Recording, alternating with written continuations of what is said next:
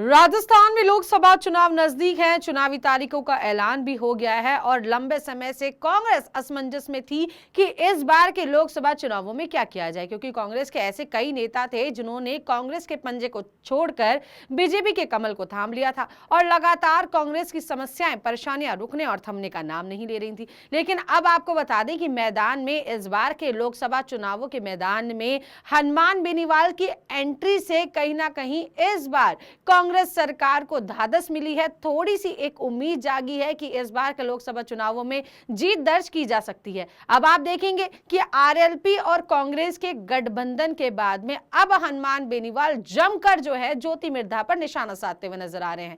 कई बार उन्हें यह भी बोलता हुआ देखा गया है कि ज्योति मिर्धा को बनाने वाली आरएलपी है और इस बार उन्होंने क्या बोला है उस पर अब बात कर लेते हैं। तो आपको बता दें कि हनुमान बेनीवाल ने बीजेपी की प्रत्याशी, जी हां, नागौर सीट से बीजेपी ने जिसे चुना है वो है ज्योति मिर्धा और ज्योति मिर्धा को इस बार भारतीय जनता पार्टी ने नागौर से प्रत्याशी बनाया है और उन पर एक बड़ा दांव खेला है और जीत की उम्मीद जताई है। अब बड़ी बात यह है कि ज्योति मिर्धा पर हनुमान बेनीवाल ने जमकर निशाना साधा है। उन्होंने कहा कि ज्योति मिर्धा जब एम्स में निदेशक थी, उन्होंने अपने पूरे कार्यकाल के दौरान जनता की किसी भी तरीके से सेवा नहीं की।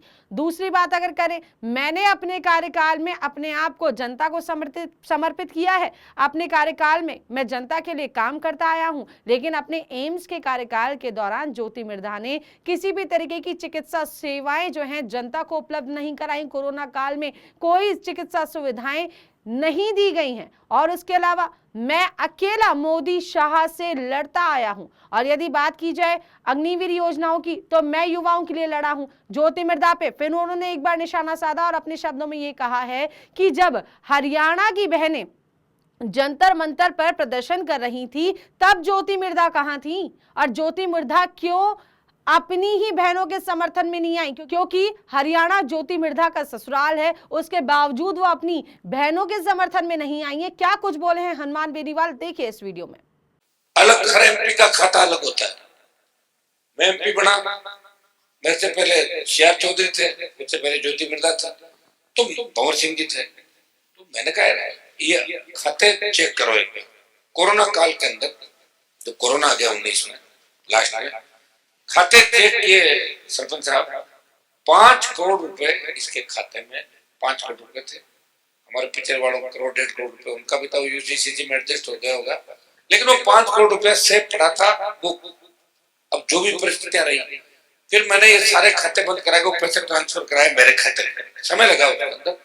मैं इतना ही पूछना चाहता हूं कि अगर कोई व्यक्ति अपना बजट खर्च करना भूल जाए, व्यक्ति जो वोट देते हैं उन लोगों को भूल जाए, और एम्स की डायरेक्टर, एम्स जो देश का सबसे अच्छा अस्पताल है, दिल्ली का एम्स, अब तो जोधपुर में एम्स खुल गए, कई जगह एम्स खुल गए, उसकी निदेशक थी ज्योति मिर्धा। 5 साल तक सरकार की तरफ से नॉमिनेट। 5 साल में एक व्यक्ति का अगर इलाज कराए पर्ची भेज के लेटर पर, बता दे मुझे। एक तरफ मैं हूं, मोदी हमेशा से लड़ रहा हूं, मेरा संघर्ष आप देख रहे। जब किसान आंदोलन हुआ, मुझे कहां चिंता थी, सत्ता छोड़ देंगे, सत्ता की चिपक जाता, मिनिस्टर बन जाता, 4 महीने पहले छोड़ के आ जाता। लोगों को तो भाषण तो देने उनके सुनते, और क्या करना बताओ मुझे। यही करते हैं सारे लोग। किसानों के लिए सत्ता छोड़ी, जवानों के लिए संघर्ष किया, अग्निपथ को वापस लेने का परिणाम ये हुआ कि परसों रक्षा मंत्री ने बोला कि अग्निवीर के बारे में विचार करना पड़ेगा, बंद होगी अग्नि, वापिस पूर्व की पार्टी सेना पर। पहले बैठे जब न्याय के लिए टकटकी लगा के देख रही थी, एकमात्र नागौर का सांसद किसान की बेटियों को न्याय दिलाने जंतर मंत्र में गया था। वो सारी बेटियां हरियाणा की थी, ज्योति मिर्धा का ससुराल हरियाणा में चली जाती, मना किया था। और उससे पहले, और अब दूसरा सुनो, ये तो मेरा संघ से छूटा था। स्टेट में संघर्ष आप रोज देख रहे हो, चाहे बजरी के खिलाफ, बजरी माफिया हो, चाहे बिजली के संघर्ष हो, चाहे अपराध घटना घटित हो गई, मैं हर जगह प्रयास करता हूँ कि मेरे लोगों को सम्मान मिले, मुझे जहां बुलाए मान सम्मान मिलकर न्याय। भाइयों, सबसे ज्यादा प्रदेश के अंदर सेंट्रल रोड फंड की सड़कें नागौर जिले के अंदर आई, सबसे ज्यादा 5 साल के सीआरए थे। और प्रधानमंत्री ग्राम सड़क योजना की सबसे ज्यादा सड़कें देश में एकमात्र नागौर संसदीय क्षेत्र है, तो 400 किलोमीटर सड़कें 300 करोड़ रुपए 3 साल झगड़ा करके लेके आए। क्या आपके सारे नए ट्रैक बन रहे हैं सरपंच साहब, आपके असावरी से लेके सारे नए ट्रैक 5.5 मीटर के बनेंगे, सारे सब टेंडर हो गए, काम चालू हो गया। मैंने प्रयास ये भी किया, 4 केंद्रीय विद्यालय नागौर, खींवसर, परबतसर, बीरवाड़ा, मेड़ता पुष्कर की रेल लाइन, दिया कुमारी MP थी, चूंकि विधायक इंदिरा जी थी वहां, मेरा भी उतना ही राइट था। तो जब अलायंस हुआ था तो उस राजसमंद की टिकट में भी मेरी भूमिका थी। तो अलायंस पिछली बार NDA BJP के साथ।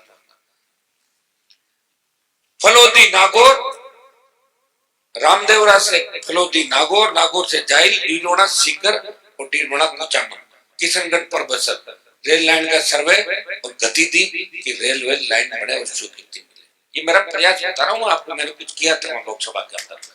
और देश के 10 सांसद जो हर बेस्ट डिबेट के अंदर हिस्सा लेते हैं और जो सबसे ज्यादा मुद्दे उठा के और संघर्ष करते हैं, उन देश के 10 सांसदों में हनुमान बेनीवाल का नाम आया। तो ऐसे ही थोड़ा ही आता था, मेहनत करनी पड़ती। अब कह रहे कि काट की हंडी बार बार नहीं चढ़ती। मैंने कहा सही बात है, आप काट की हंडी हो, आप नहीं चढ़ोगे बार बार। मैं काट की नहीं आऊंगा ही वापस, बता गया ना 4 बार तो MLA आ ही गया, छोटे भाई को भी जिता दिया आपने, कितनी बार मुझे जिता रहे हो, मैं लगातार लड़ रहा हूँ। लेकिन मैं कोई सत्ता के लिए नहीं कर रहा हूँ, सत्ता तो जब चाहे मैं सत्ता की सवारी कर लूंगा, लेकिन सत्ता की सवारी करने के बाद फिर आप लोग मेरे से संघर्ष में मत करना कि हनुमान जी सड़क पे आके बैठ जाए, फिर मैं मंत्री बनने के बाद फिर मुझे किसी न किसी का थैला उठाना पड़ेगा राजस्थान, वो मैंने उठा। और ये सही बात है, मेरे साथ में लोग मेरे से परेशान हो गए, कब से हनुमान जी के साथ है, बुढ़े हो गए, कभी सारी सरकार में नहीं बना, हमें सरकार विरोध में रहती।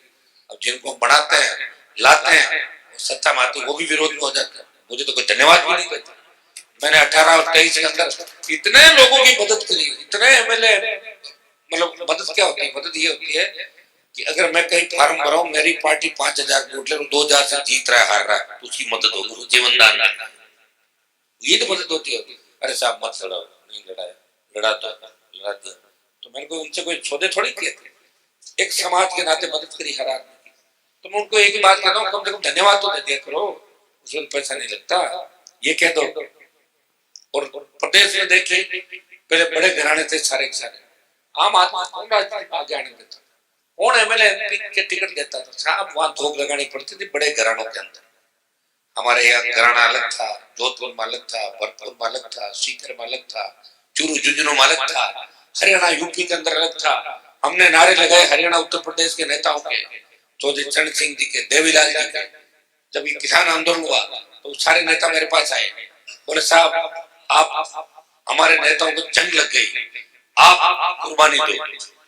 तो मैंने कहा ठीक है यार, हमने हमेशा उनके नारे लगाए, कुछ ये बच्चे मेरे भी नारे लगे, ठीक है मारो, राजस्थान के नारे लगे, भगवान जी नारे देश के अंदर। आप बताओ कि आज नागौर का व्यक्ति इस देश के किसी कोने में जाता है, और विशेषकर हमारे समाज के जो इलाके हैं वहां अगर नागौर का आदमी चला जाए, उसको सम्मान के साथ बिठाएंगे, बात करेंगे कि आप तेजाजी महाराज के मात से हो, हनुमान बेनीवाल आपका MP है ना, बहुत मजबूत है, बहुत लड़ाई लड़ता है, ईमानदार है, सबका साथ देते। अभी ये सारी चीजें आपके सामने कोई अलग नहीं। जब 8 के अंदर आया इस विधानसभा में, सारे लोग मेरे से संतुष्ट नहीं होते थे, कई तरह की परिस्थिति, भाई से संतुष्ट नहीं होता। प्रयास मैंने किया, और प्रयास ये भी किया कि आप सीधे थाने तहसील कचहरी में जाओ, मेरे पास आने के लिए किसी बिचौली की आवश्यकता नहीं, सीधे आप आ सकते हो। अभी मेरा टेलीफोन नंबर एक ही है, मैं सारे फोन नहीं उठा पाता, कैसे उठाऊंगा बताओ।